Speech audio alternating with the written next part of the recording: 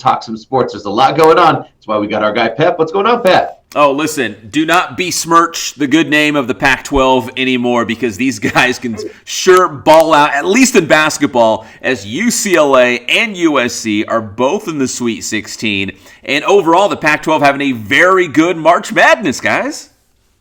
Let's not rule out Oregon and Oregon State, too. Yeah, Pac-12 power. Very cool that we've made it to this. Just the Sweet 16 is cool enough now with a chance to go to the Elite Eight. Yeah, and UCLA's an 11 seed, so it's not like they were like some highly favored school, but a lot of these traditional powerhouses, I'll throw Syracuse in there as well. They're like a low seed as well, but these are schools that have a lot of tradition behind them. They get some big-time recruits, and it looks like UCLA is putting it together at the right time. And for USC, they're a number 6 seed. And guys, they are powered by 2 local guys from the Inland Empire, 2 brothers, Isaiah and Evan Mobley, who start at Rancho Christian High School down in Temecula. And these guys are, listen, they have NBA written all over them. But I'm sure first things first, they'd love to go out and win USC, maybe a national championship, maybe at least get them to the Final Four. They're a couple wins away from that. The Mobley brothers, how cool is it? They're IE boys. And the younger one, you said maybe the number 1 draft pick? Yes, they're saying Evan Mobley could be the number 1 pick in the NBA draft. He is that good, and they've been saying this for years. Like, he was in high school. He was like a junior at Rancho Christian, and they were saying, watch this kid, man. He'll probably play 1 year in the NBA, and he could be the number 1 name off the board when it's his time for the NBA draft. We'll see if he can power USC. And unfortunately, we got to wait till Sunday for that. UCLA not taking on Alabama until like 4 o'clock, and then Oregon, USC. That's the Pac-12 rematch, right? The championship rematch. That goes down 6:45. That is going to be a tough game, Pep, because you know how it is, those inter-division things. It's like battling your brother. I think USC will pull it out. Yeah, I'm excited about that one. USC and Oregon, like going head-to-head. You're right, 2 Pac-12 conference rivals going at it again in the Big Dance. And UCLA taking on a very good Alabama team. And again, Oregon State. If you would have told me Oregon State, USC, and UCLA would all be in the Sweet 16, I'd be like, dude, what planet are you living on? That's it. I mean, you gave UCLA the shout out for the 11, Oregon State the 12, making it in representing the Pac-12, and then obviously the Oral Roberts team is a 15 seed if you really like dark horses. Right. Wow. What a good tourney. It'll be cool. Fun to watch. Oh, I love the drama. I love the upsets. I'll take all of it. I love all that stuff. So, guys, let's go to the NBA, because today's actually a big day, not necessarily in terms of big games, but today is the NBA trade deadline, specifically at noon local time. So we'll see if the Lakers, who are, injury depleted right now, or if the Clippers are going to make a move here to try to bolster this playoff run come playoff time. God, there's a lot of talk out there. Even Kyle Lowry. Yeah, I saw that popping up today. They're talking about maybe keep an eye on the Lakers making a move from him. Not expected, but just something to maybe keep an eye on. What are some of the other names that we might be seeing coming here to LA? You know what? Here's a wacky one. He's a former Laker. We all know the name Alonzo Ball. His name's been popping up because the Clippers don't really have a true point guard right now. They've been using Patrick Beverley and Reggie Jackson and kind of platooning those guys, but they're thinking maybe that missing piece might be a true point guard. And Lonzo Ball's his name's been coming up because it sounds like he's now with New Orleans. That New Orleans doesn't want to keep him around. So I mean, who knows? I've seen crazier things happen.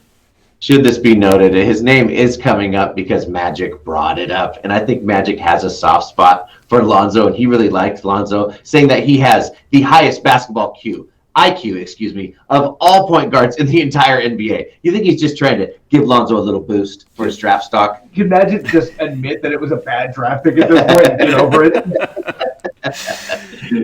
If you look at his numbers, guys, Alonzo Ball's numbers aren't that bad. I just feel like, when he was with the Lakers, wasn't that great. He goes to New Orleans, and obviously we don't talk about the Pelicans that much, but, they're kind of, obscure. It's like, what is he doing out there? Are they any good? What's he doing? So, but if he comes back to the Clippers, he'll be right back in the spotlight. And again, the Clippers feel like they need a point guard, and he might be, Kyle Lowry's out there too, but he might be that missing piece. Who knows?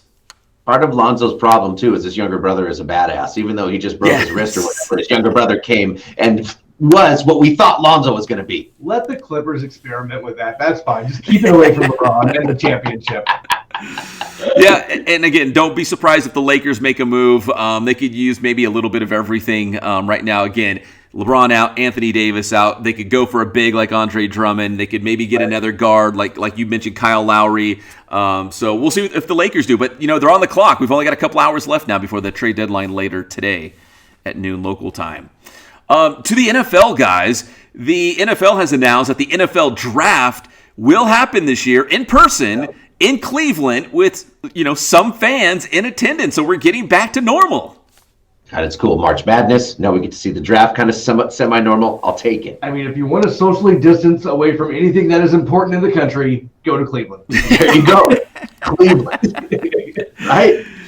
You know what? They say downtown Cleveland, it's going to be the place to be. And I will say this, guys, because we're about, around the same time of the 1-year anniversary when everything went crazy and everything went in lockdown mode. Remember, the NFL draft was one of those first big events to go completely virtual, and the NFL pulled it off. Like, we didn't know, how are they going to do this? How are we going to go inside all these different living rooms of these NFL draft prospects and have this live broadcast? And they did it. But it looks like this year it'll look more normal as we're back in person. And it's going to pay off for them, because if they didn't pull that off, all those kids would be backed up in the system. Somehow, some way, they did it, and I think it'll help them. Think about the swing they've had to go through for the NFL people, the guys who planned the draft out. They had this thing planned for Las Vegas. They were going to have these guys in the Bellagio fountain on boats moving around, to then having to go completely Zoom, and now finally, we're going to go to Cleveland. It was buzzkill. Vegas, Cleveland, what's the difference, right? It's basically the same place. Don't they call Cleveland the Las Vegas of the East? Is that not true? Unofficial. Guys, spring training is almost done. A week from today, the Major League Baseball season will start. And this weekend, we will have the exhibition freeway series as the Dodgers will play at the Angels at the Big A. So it'll be here in California. It'll be a real live game, but no fans yet, because the rule right now for outdoor stadiums is April 1st, which also coincides with the first day of Major League Baseball. So it kind of goes hand in hand there. We just have to kind of get through this period before we can get to that. Is it 25% or 15%? I think it's 25%. I have to double check on that. Yeah, so there will be, right. They're not going to put 60,000 people in there. It'll be limited capacity. But still, as of April 1st, here in the state of California at least, yes, we can have fans in outdoor stadiums. So that's exciting. And it was initially 15, and then I think it got moved up to 25. Get the peanuts, get the Cracker Jacks. We care if we get back. There you go. We do care if we get back in baseball.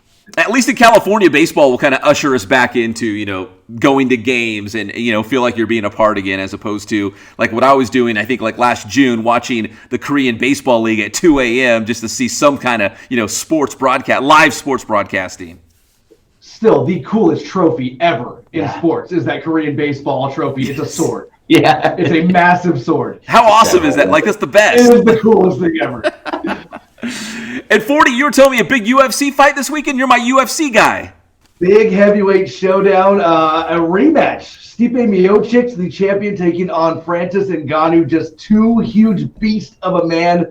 Ngannou has this incredible immigration story about taking like 13 months to get over into the country and being arrested and dropped back in the desert multiple times. And then Stipe Miocic, he's a firefighter still, full-time firefighter to this day, as well as being a UFC championship.